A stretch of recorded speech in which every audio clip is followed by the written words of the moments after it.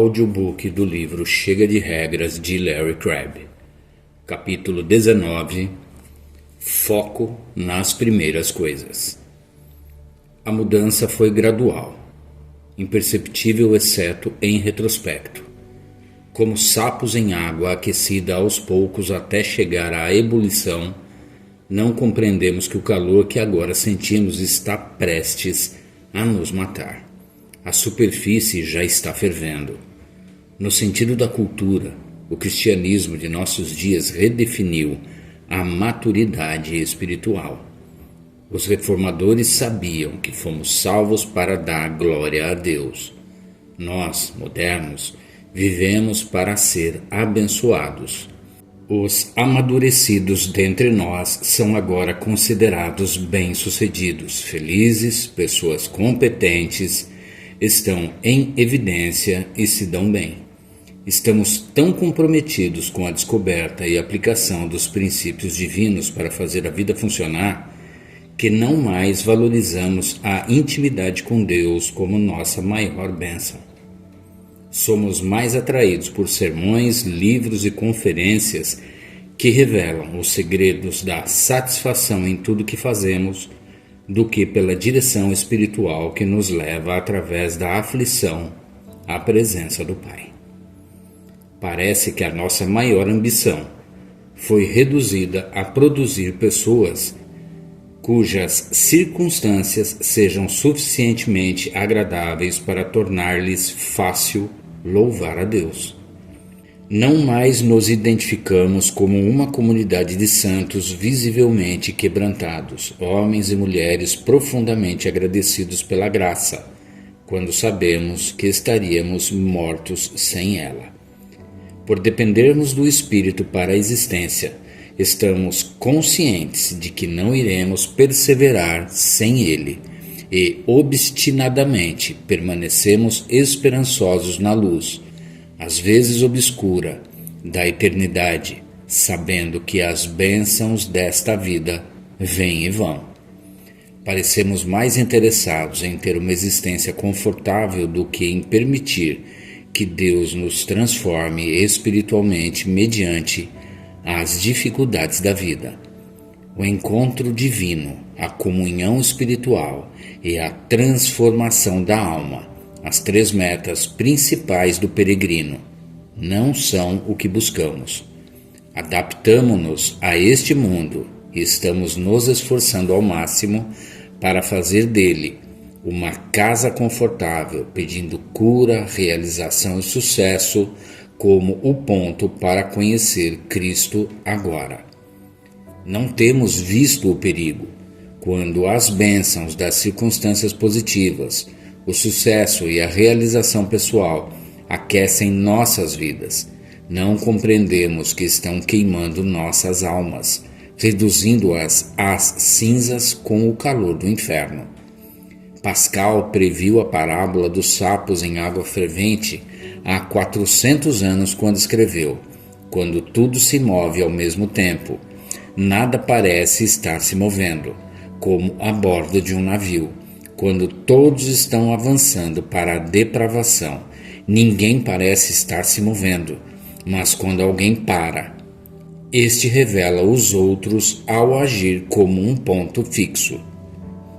Observe dois pontos fixos do passado que, por ficarem imóveis e contemplarem a visão de um Deus que satisfaz, podem ajudar-nos a ver o nosso movimento de desvio de Deus. O cardeal Nicolas de Cusa, bispo tirolês do 15º século, declarou: o que, Senhor meu, é a minha vida, salvo o abraço em que tua doçura deleitosa me envolve com tanto amor? Amo supremamente a minha vida, porque tu és a sua doçura. Contemplo agora esse olhar abençoado com que nunca cessas de contemplar-me amorosamente, sim, até os lugares secretos da minha alma. Ali está a fonte de todos os deleites que podem ser desejados. Não só nada melhor pode ser ambicionado pelos homens ou anjos, mas nada melhor pode existir em qualquer espécie de ser, pois é o máximo absoluto de cada desejo, desde que um maior não pode haver. Não permita que a linguagem arcaica o faça perder a força de seu modo radical de pensar. O que ele está dizendo é isto: amo a vida porque conheço a Deus e sei que Ele me ama, não porque as coisas vão bem. Esse é um novo caminho. Volte um pouco mais, ao 3º século. Ouça Clemente de Alexandria. Jesus Cristo, ao vir a este mundo, transformou o acaso do tempo na alvorada da eternidade. Não foram só os pais da igreja que pensaram no novo caminho. Thomas Dubai, diretor espiritual católico romano, é um ponto fixo em nossa geração. Em seu livro excelente, Seeking Spiritual Direction, ele escreveu: tudo no plano divino tem como foco o êxtase eterno do céu iniciado na terra. Ele imitou com isto Jean-Pierre de Caussade, que acreditava que tudo que ocorria com ele, tanto bênçãos como provações, o levava a Deus. O êxtase do céu irá fluir na presença literal de Cristo. O começo desse êxtase, neste mundo, depende da presença apreciada de Cristo. O antigo caminho, pelo seu foco nas bênçãos tangíveis agora, limita severamente a profundidade dessa apreciação. No novo caminho, é possível apreciar a presença de Cristo como a alvorada da eternidade. Não é algo automático, nem completo, mas possível, e as possibilidades são inconcebíveis. Deseje e espere. Se tivermos de compreender as possibilidades, isso depende, em parte, dos alvos que perseguimos. Permita que ilustre o ponto.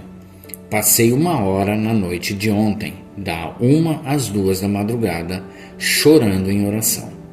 O telefone me acordou à 00:45. Já tinha ouvido notícias piores antes e já respondi com menos emoção a crises mais perturbadoras.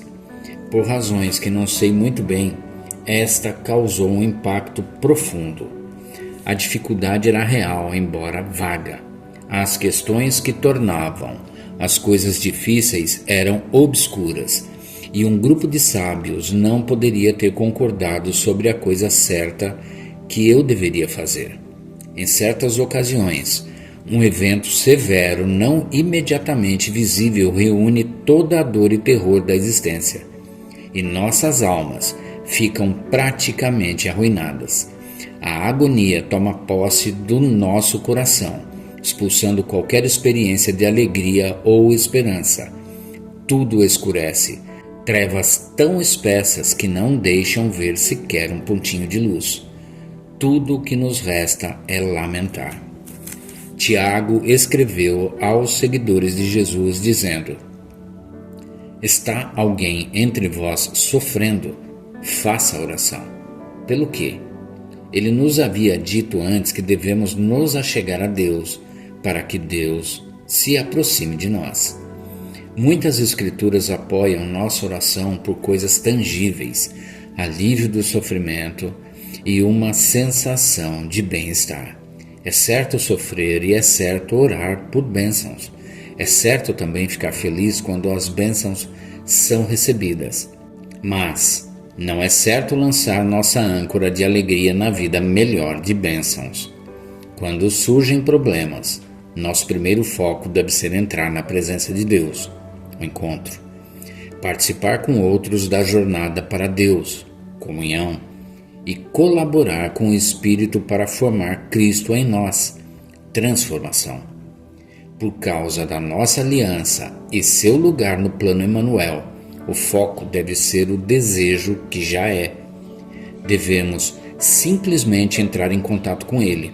Nosso desejo mais ardente nos dirigirá para a meta do novo caminho. Tudo começa com o encontro. Segundo o apóstolo João, A comunhão com o Pai, o Filho e o Espírito Santo é o centro da mensagem cristã, e essa comunhão é o máximo absoluto de todo desejo. Ele muda o pôr do sol da terra na alvorada do céu e nos move na direção do êxtase celestial. Era 1h da manhã. O telefonema terminara de tocar. A vida melhor não estava à vista, nem a esperança melhor. Se me fosse dada a escolha, eu teria avançado para as bênçãos. Podia sentir em mim ambas as energias. O impulso de endireitar a vida fez-se sentir mais forte. Provavelmente, por me achar escrevendo este livro, eu sabia que o outro impulso devia ser mais poderoso, mas não tinha meios de fazer isso. Fui como estava, lamentando a falta do que queria em minha vida.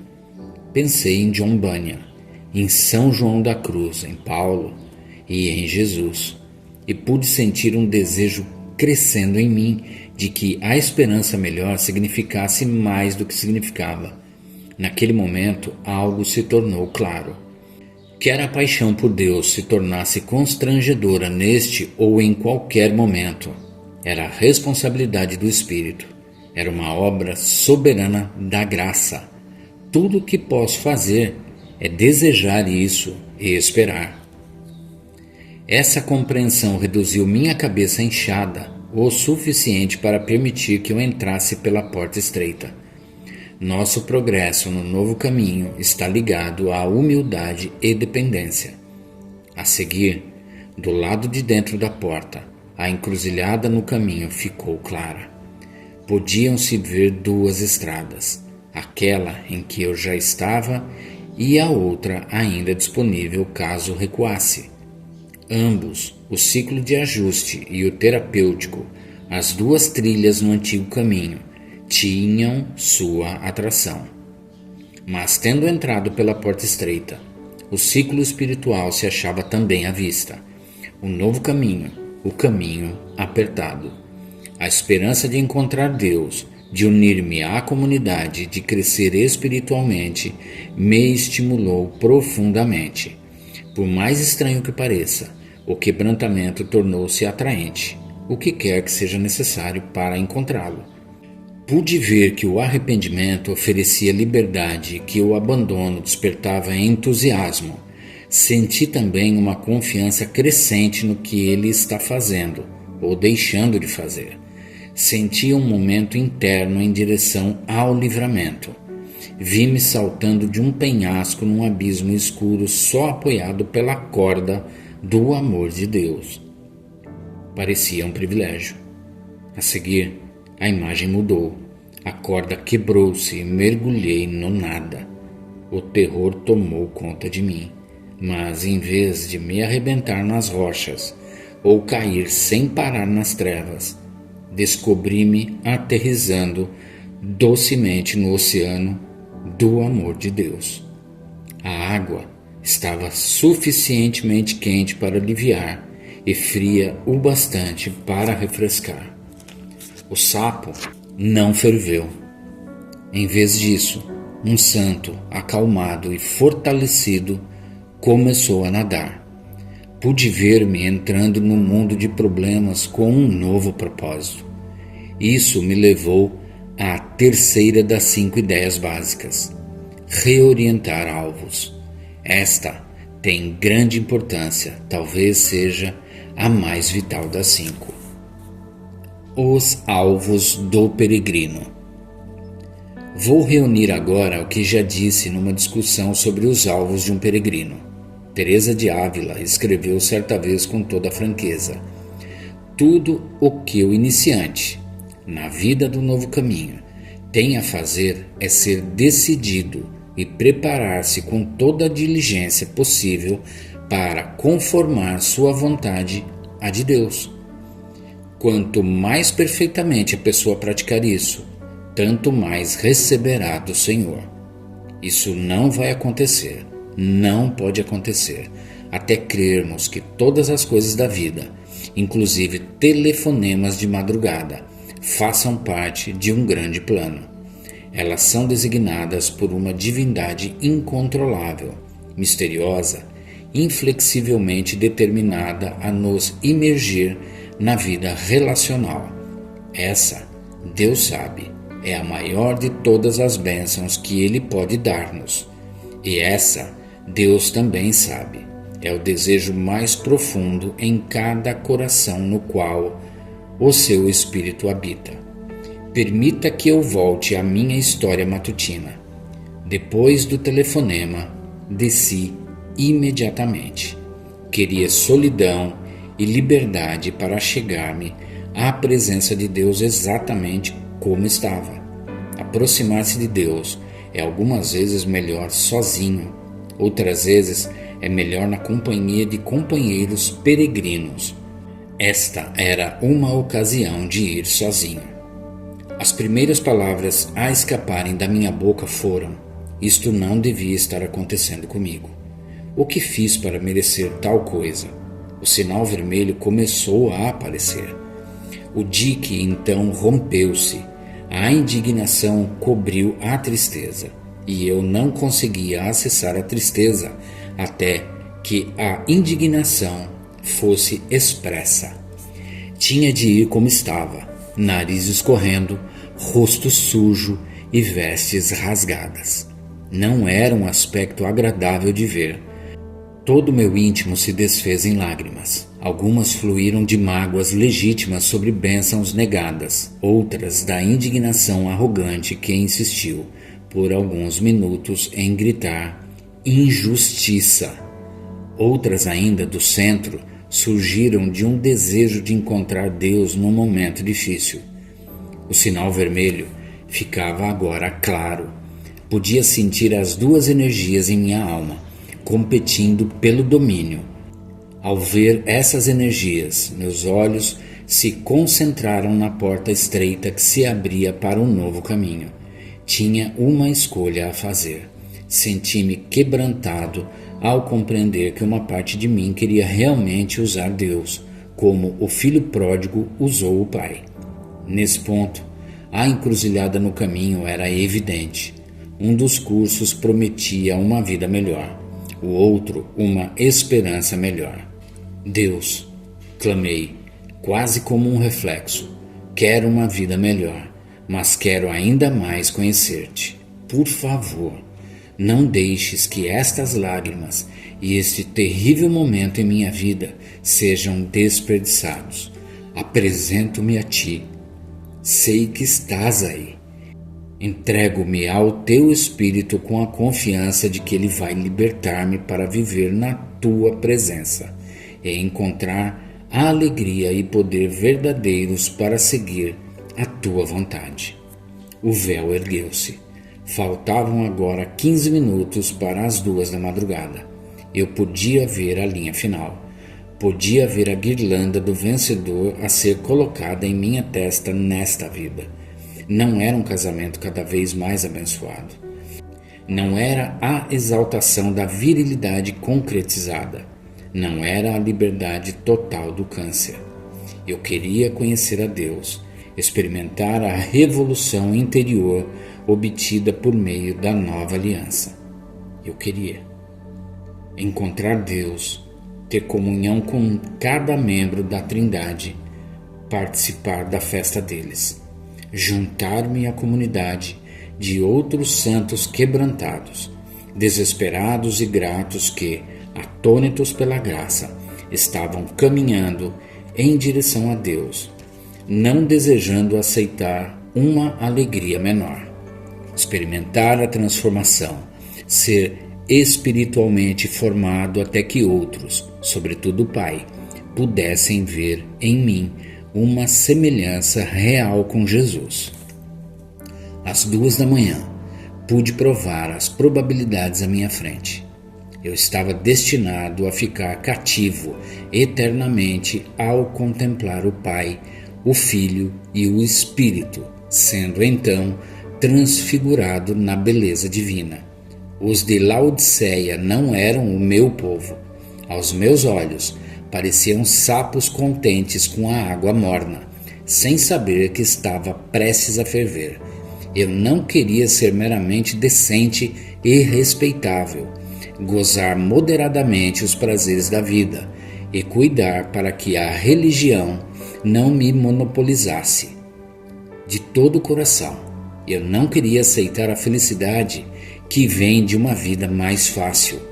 Durante alguns momentos sobrenaturais, numa terça-feira cedo, não quis nada senão Deus. No que se refere a milagre, esse se rivaliza com o Mar Vermelho. Todo louvor a Deus. Eu queria um encontro com Deus mais do que as suas bênçãos. Queria abençoar a outros, fazer com que experimentassem o tipo de relação que existe na Trindade o tempo todo. Eu queria ainda ser conhecido, explorado, descoberto, tocado, mas só por um momento. Queria mais abençoar a outrem, participar da comunidade oferecendo comunidade. Outro milagre, não permanente, nem sequer duradouro. Na hora do café, eu voltar a ser o mal-humorado de sempre, mas foi real. Ainda olhando o caminho estreito, pude ver a alvorada da minha transformação. Eu sabia que pelo poder do Espírito, algum dia, nesta vida, eu poderia ser ainda amoroso, embora desanimado, ainda generoso, embora exausto, ainda paciente, embora exasperado, ainda sensível, embora ofendido, ainda esperançoso, embora esgotado pela vida. Eu, como Jesus. Stalin poderia ter amado como a Madre Teresa? Hitler poderia ter pregado como Billy Graham? O que Deus pode fazer? Por instantes o sol brilhou. O êxtase do céu teve início e tudo começou com um telefonema difícil. A melhor esperança sobrevive à pior tragédia e vem à tona por causa disso. Podemos entrar na presença de Deus para encontrá-lo, para juntar-se a uma comunidade de indagadores quebrantados, conturbados, que querem mais dele e querem ser transformados pelo Espírito, até que venhamos a nos assemelhar realmente a Jesus. Não mais morrendo na água fervente das bênçãos exigidas, mas nadando agora o oceano refrescante da presença de Deus. Essa é a vida no novo caminho. Reformule seus objetivos. Esta é a terceira das 5 ideias básicas para viver este novo caminho. O movimento em direção a esses alvos é obra do Espírito de Deus. Devemos aprender a depender dele. E esta é a 4ª ideia.